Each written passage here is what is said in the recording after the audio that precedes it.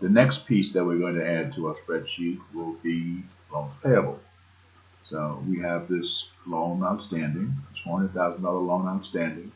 We haven't paid a dime on it, so that's totally unrealistic. So we need to set up a table for that. Okay, so just like our other spreadsheets, we need to add a new sheet to this. So this one is loans payable. Let's call it LP short. Go back to the previous table that you built, the accumulated depreciation table. I'm going to copy this. Now you should know how to do this by now. So we do Control C, and then we go to the spreadsheet. We do Control V, and everything is copied. We want to freeze the panes here so we always know where we are.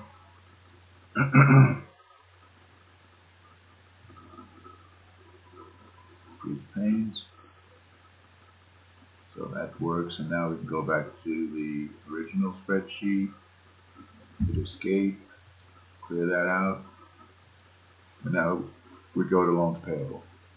Okay, now you'll see that, as I told you before, all of these tables are the same, just different, same concept, different items, but this one is a little different than the others, and you'll see why in a moment. So this is loans payable, so we need a title.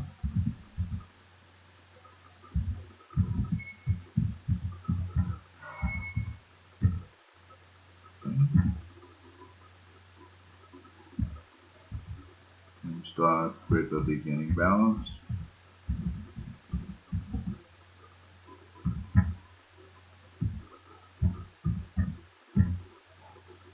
What makes loans payable get bigger? New loans. We won't be doing that, but what makes loans payable get smaller is principal reduction.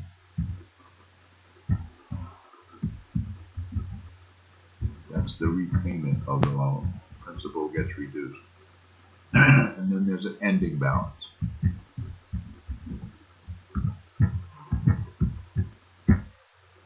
Okay. Now what makes this table just a little bit different? Let's make our heading, let's bold our heading.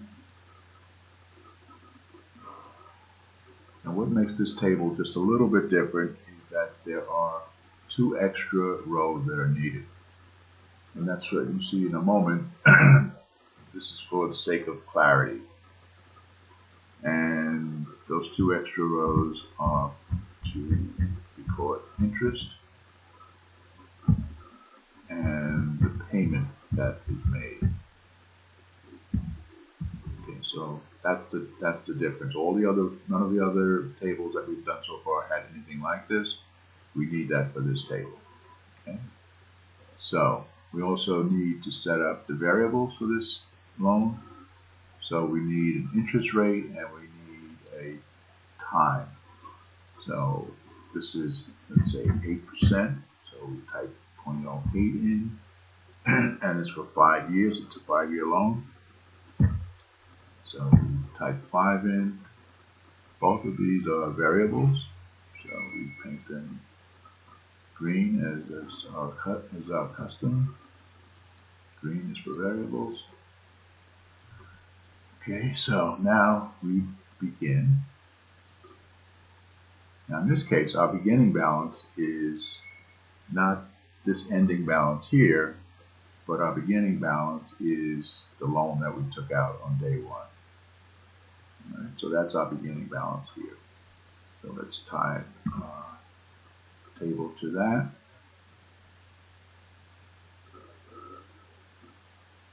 Make sure that that's all right.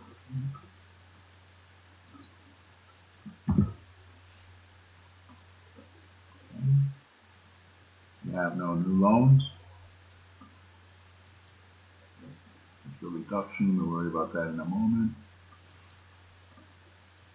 What we want to calculate now is the payment. Now this is a straight line payment, same number each month that we repay the loan, and the interest and principal reduction change, but the payment amount remains the same. So we can reflect that in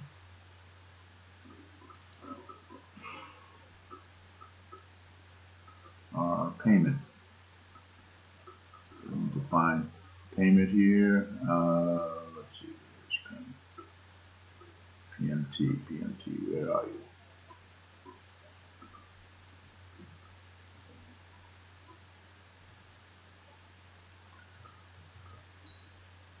No, it's here.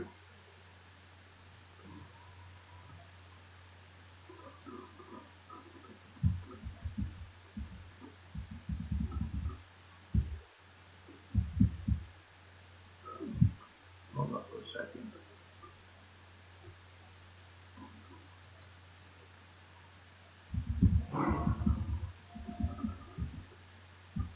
There we are. Payment, PMT. Click on payment and it opens up this dialog box, and we can fill in the items, and we will then have our payment for this loan. So the rate of the loan, interest rate, is this number. Click on that, and that's for the year. So we're calculating a monthly payment, so we need to divide that by 12. Number of periods, that's 5 years. The number of periods is monthly times 12. Present value of the loan is this amount. We want to make it a negative number so that the result comes out as positive. And you can see you have a result here. That's with these dialog boxes. When we do these insert functions, if we get it right, we get a result. If we get it wrong, we get no result. Okay, so the result is this 8110. So we click OK, and here's our result there. That's the payment that we're making every month on this loan. And formatted comma style. Get rid of the decimal places. Now we're going to calculate the interest. The interest for this loan is the amount that's outstanding at any time times the interest rate. So the amount that's outstanding is that 400,000. Multiply that by the interest rate, and we want to make that an absolute reference, and then you want to divide that by 12 because you want this to be monthly. 2666.67. Again, we need to get rid of the decimal places. Okay. So now this is our payment, this is our interest. So this payment amount, this $8,111, includes interest and principal reduction. So the difference between these two numbers, difference between 8,111 and 2,667, is our principal reduction. So if we go here and do like this, 8,111 minus 2,667, we get that as our principal reduction. Okay. And then our ending balance will equal, the ending balance will equal our beginning balance plus any new loans minus principal reduction. So our ending balance is $394,558. That's what our loan will be at the end of the period.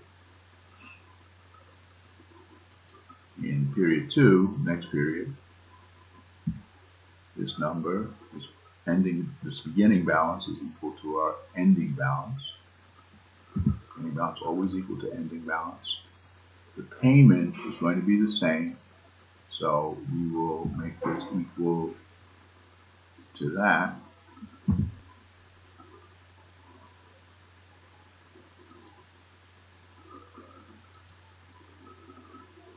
drag the interest over. And this is the way this works. It's same payment, and our interest is getting lower as we move forward. As we move forward, the principal reduction becomes larger. So again, we can drag this over, drag this ending balance over, and it looks like we have a winner here. Everything seems to look okay. So now we can drag the whole thing over. Let's drag it over in total one time, and principal remains the same. The interest gets smaller. Interest is now smaller. The principal reduction is larger, so this is working as it's supposed to. So if we drag the whole thing over, all 12 months, it looks good. It looks like we're in good shape here.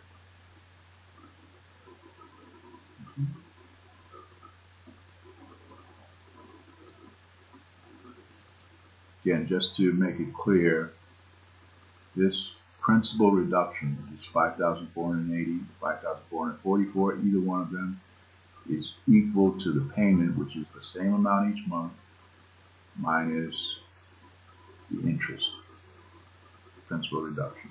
So, and as we pay forward, the interest gets smaller because the outstanding part of the loan is smaller, and the principal reduction is larger. Okay. So this is our table. Our table is done. Now, as I've said before, that's the easy part. Now the difficult part is getting it into the financial statements. So where does all of this go? Well, loan payable is in the financial statements, in the balance sheet. So on this first month here, that balance is now equal to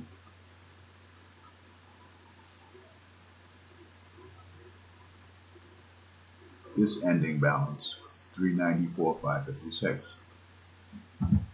Enter, and you now see that it's gone out of whack as it should, as it's supposed to.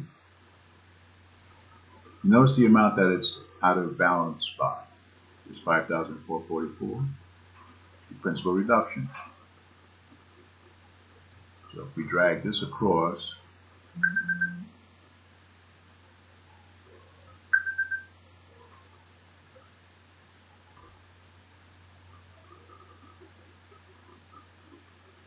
you see that everything turns red as it's supposed to. Okay?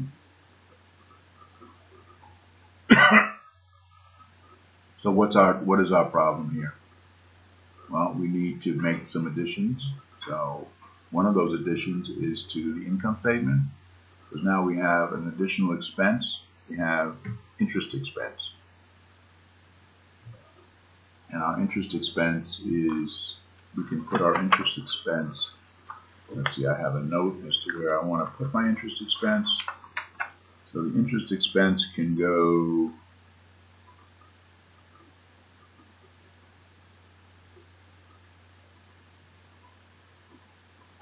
below other than personnel. So the interest expense can go here.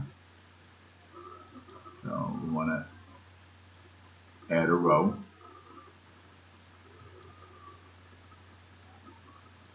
So the row,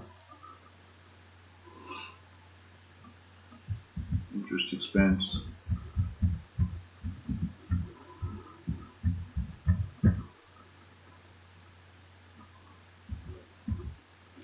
and again, this interest expense is not a variable, so we need to get rid of that green.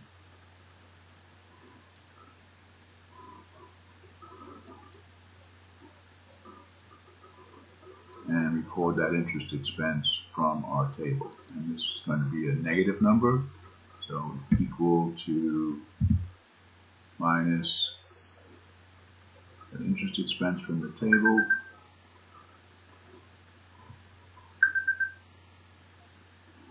2667. So it's minus 2667. Now you notice that we're out by the total amount of the payment, $8,111. Okay, so we see how to fix that.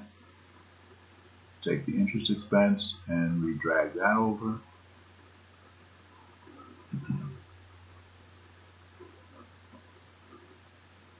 Okay, so everything turns red as it should, and everything is some multiple of that $8,111.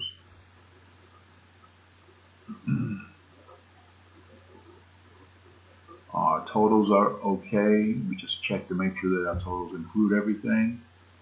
Okay.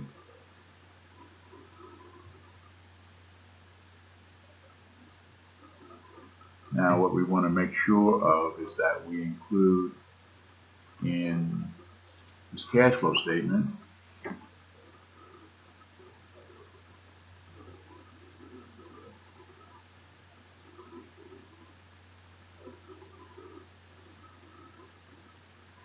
our payments for the loan.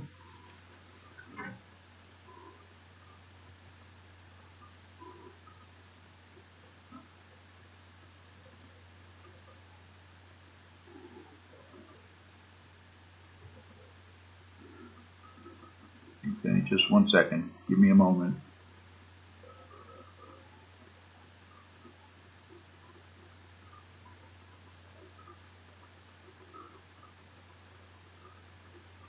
Okay, so in this loan column, we need to put in that payment.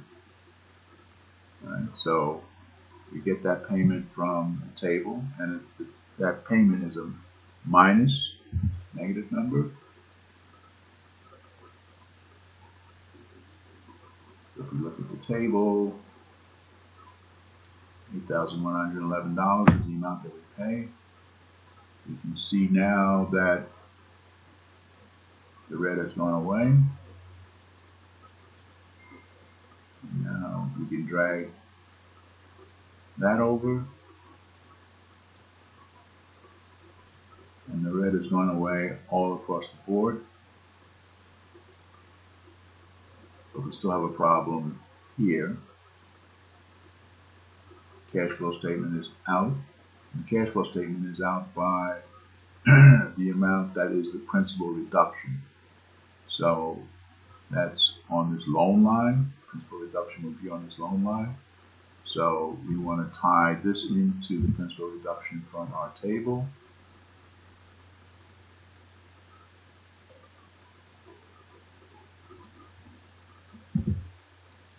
Red has gone away. And we drag it all over. And red has gone away everywhere. Okay.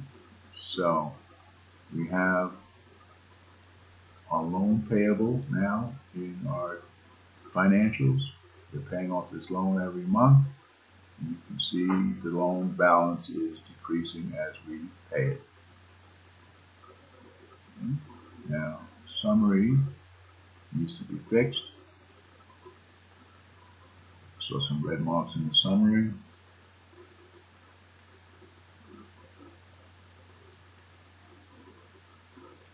Obviously, we need to close these holes. Okay, and that's done it. Closing those holes did it. Right, so we know that we're in good shape. Balance sheet is balanced. Our retained earnings. Okay, is our retained earnings correct? Our retained earnings is not correct. So we need to fix that. We have $92,551 in retained earnings, and our net income is not that amount. Now, why is that off? Okay. Let me see, what are we missing here? I think we have a total that doesn't include everything, and there we are. This total doesn't include everything. With that, 92,551, 92,551. So now we are in good shape all across the board. Okay, so had a few stumbles along the way, but we got it done. Let's just compress this a little bit so we can see the whole thing. All right, so there's our financial statements with loan payable,